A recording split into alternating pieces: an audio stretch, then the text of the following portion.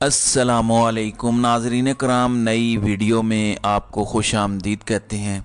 Supreme court की जानिब से सख्त तरीन फ़ैसला आ चुका है। इस वक्त बदमाशिया की चीखें निकल रही हैं कि अब क्या होगा, क्योंकि इमरान खान के हवाले से जो ख़बरें आ रही हैं उसने इस वक्त इन ताकतवरों की नींदें उड़ाई हुई हैं कि अब इनका क्या बनेगा। ऊपर से सोने पर सुहागा ये है कि काजी फायज़ ईसा की जानिब से जो फ़ैसला लिखवाया गया है, जो आज इलेक्शन कमीशन को हुक्म दिया गया है, वो बड़ा सख्त है, वो बड़ा अहम है, जो मैंने आपके सामने रखना है। तो आपको पता चलेगा कि काजी ने आज बड़ा वाज़ेह पैगाम दिया है कि मुझे बंदियाल समझने की गलती मत कीजिएगा, मुझे अंडर एस्टिमेट मत कीजिएगा कि मैं बंदियाल हूँ और मेरे साथ आप ऊंच नीच कर लेंगे। दूसरी जानिब सदर आरिफ अलवी की तरफ से जो अनहोनी की गई उसने भी कई सवालात खड़े किए हैं, लेकिन एक चीज़ जो सबसे अहम है, 3 रुकनी बेंच था, इसमें काजी फायज़ ईसा, जस्टिस अतर मिनल्ला, जस्टिस अमीनुद्दीन, ये हम ख्याल बेंच था। तीनों एक ही तरह के जो हैं वो जज थे, एक ग्रुप के जज थे, तीनों हम ख्याल जजेस थे, 3 रुकनी बेंच था। लेकिन वो जो आप सुनते थे कि बंदियाल ग्रुप, हम ख्याल ग्रुप, अपना जज, अपना बेंच, अब ये 3 रुकनी बेंच क्यों है? ज़ाहिर है इलेक्शन के हवाले से फ़ैसला हो रहा है, मुल्की तकदीर का फ़ैसला होना है, आइनी मामला है। फुल कोर्ट क्यों नहीं बनाता बंदियाल? फुल कोर्ट बनाए, बंदियाल को फुल कोर्ट बना देना चाहिए। लेकिन अब क्यों नहीं कहते कि तीनों जज एक माइंड के, तीनों हम ख्याल, 3 रुकनी बेंच वो टीवी चैनल्स और सोशल मीडिया पर आकर फजूल गोई शुरू कर देते थे कि ये कौन सा पूरी सुप्रीम कोर्ट का फैसला है। अब वही लोग कह रहे हैं कि बड़ा तगड़ा फैसला आया है।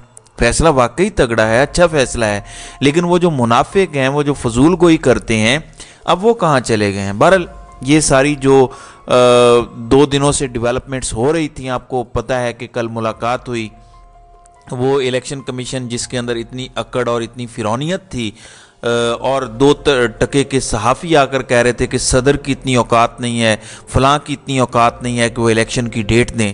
बहरहाल तारीख सदर ही की जानिब से दी गई है। आज अदालत के अंदर अटारनी जनरल पेश हुए, उन्होंने ख़त सदर पाकिस्तान का सामने रखा, बेंच ने वो ख़त पढ़ा और उन्होंने कहा कि इस पर सदर के दस्तखत नहीं है। फिर दस्तखत करवाए गए, उसके बाद कहा गया कि क्या आप सब खुश हैं? अगर सब खुश हैं, सब राज़ी हैं, तो हमें कोई एतराज़ नहीं है। ये सुप्रीम कोर्ट की जानिब से कहा गया और सुप्रीम कोर्ट में भी बिलाखिर डिबेट हुई और उसके बाद इलेक्शन की तारीख आ गई। अब चीफ जस्टिस ने इसमें वाज़ेह बात की है। उन्होंने कहा कि इंतखाबात ना होने का कोई सवाल ही पैदा नहीं होता। जो इलेक्शन कमीशन को सख्त हिदायत कर दी है मीडिया के हवाले से काजी फायज़ ईसा की जानिब से, वो मैं आपके सामने रखना चाहता हूँ। उन्होंने कहा कि इंतखाबात ना होने का कोई सवाल या इबहाम भी मीडिया पर ना चले। इंतखाबात ना होने पर सवाल तक नहीं उठाया जा सकता। हम किसी को आइनी अमल सबोताज करने की इजाज़त नहीं देंगे। आज़ादी इजहार अहम, मगर इंतखाब ना होने के इबहाम का टिक्कर भी नहीं चलना चाहिए। इलेक्शन होंगे, इस पर अवामी राय के लिए मीडिया का किरदार अहम है, मगर इंतखाबात ना होने का इबहाम पैदा करना या ना होने की आइनी खिलाफ वर्जी पर राय देना दुरुस्त नहीं।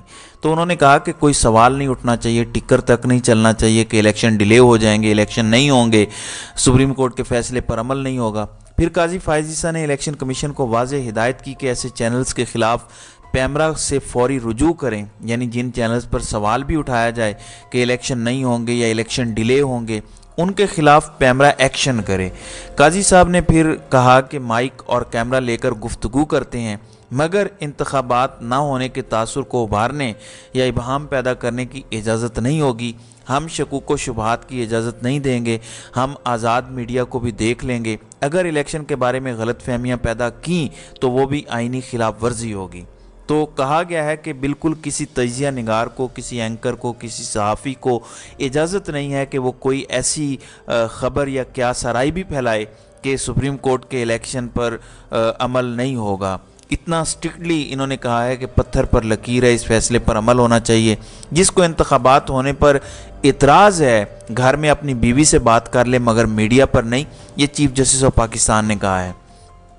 अदालत आइन और कानून की किसी खिलाफ वर्जी की तौसीक नहीं कर रही। इलेक्शन कमीशन यकीनी बनाए कि 8 फरवरी को इंतखाबात हर सूरत हों।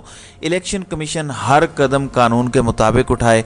आपने अदालत का दोस्ताना चेहरा देखा है, दूसरा चेहरा हम दिखाना नहीं चाहते। यानी सारी बातों का लुबे लुबाब यही है। काजी साहब ने यह कहा कि ये पत्थर पर लकीर है, टस से मस नहीं होना चाहिए। इलेक्शन 8 फरवरी को होने चाहिए। अब जहाँ तक 8 फरवरी की तारीख का ताल्लुक है, social media even main stream media पर डॉक्टर आरिफ अलवी पर तनकीद हो रही है और ये तनकीद जायज़ है। इलेक्शन कमीशन ने तारीख दी 11 फरवरी की, सदर साहब ने तारीख दी 8 फरवरी की। ये कोई इतना बड़ा फ़र्क नहीं है। हाँ, मैंने रात को भी कहा था कि ईगो के लिए ज़रूरी था कि मैं सुपीरियर हूँ, मैं सदर हूँ, मेरा इख्तियार है तारीख देना, मैं इलेक्शन की दी हुई तारीख की तौसीक क्यों करूँ। लेकिन मेरे ख्याल में जो इलेक्शन कमीशन ने तारीख दी थी 11 फरवरी की, वो है एतवार का दिन, छुट्टी का दिन। लेकिन जो सदर साहब ने फजूल हरकत की है वो है जुमेरात का दिन। या तो ये है कि मुल्क भर में जुमेरात को आम तातील का ऐलान किया जाए, मेक श्योर किया जाए कि जुमेरात को पूरे मुल्क के अंदर छुट्टी हो, प्राइवेट ऑफिस के अंदर भी, सरकारी दफातर के अंदर भी छुट्टी होनी चाहिए। अगर ऐसा नहीं होता तो फिर जुमेरात को टर्न आउट कम होगा, लोग स्कूलों के अंदर, कॉलेजेस के अंदर, यूनिवर्सिटीज़ के अंदर, अपने दफातर के अंदर, हॉस्पिटल वगैरह में मसरूफ़ होंगे। अब इसमें इमरान खान को कैसे हराया जाता है?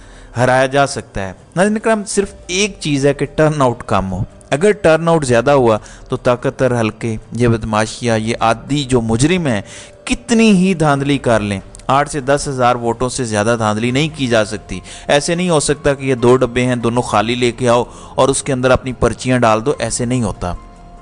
धांधली होती है, जाली वोट डाले जाते हैं, जाली लिस्टें होती हैं, जाली शनाख्ती कार्ड्स होते हैं। लेकिन ऐसा नहीं होता कि 90,000 टोटल वोट है तो 90,000 ही जाली हो, मैक्सिमम 8-10 हज़ार।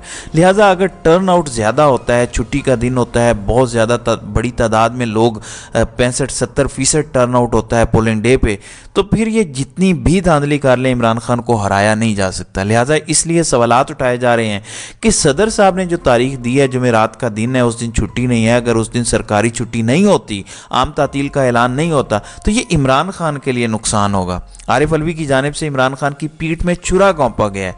इसके अलावा खबरें ये आ रही हैं कि इस वक्त दीगर सहाफ़ी और क्रेडिबल ज़राए ये दावा कर रहे हैं कि इमरान खान की वापसी हो जाएगी। इलेक्शन के अंदर तहरीक इंसाफ की वापसी होगी, इलेक्शन लड़ने की इजाज़त दी जाएगी और टिकटें इमरान खान खुद तकसीम करेंगे, चाहे जेल से तकसीम करें, चाहे बाहर आके तकसीम करें, टिकटें इमरान खान खुद तकसीम करेंगे।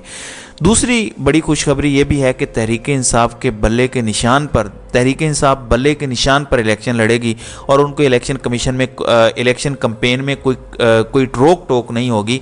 शहजाद अकबर सीनियर सहाफ़ी हैं, कई दीगर भी ये दावा करते हैं कि रोक टोक नहीं होगी। यानी ये लेवल प्लेइंग फील्ड दी जाएगी। जो पार्टी तोड़नी थी, जो दबाना था, वो कर लिया।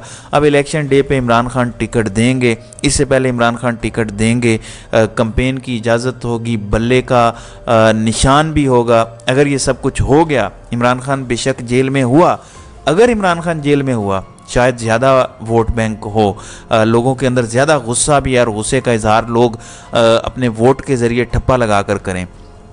लिहाजा ये 3-4 बड़ी अहम चीज़ें हैं। Level playing field, Imran Khan का टिकटें तकसीम करना, इलेक्शन कैंपेन की इजाज़त देना होना और बल्ले का निशान होना और उसके बाद 8 फरवरी का इलेक्शन होना। क्योंकि काजी साहब ने बड़ा सख्त फैसला दिया है।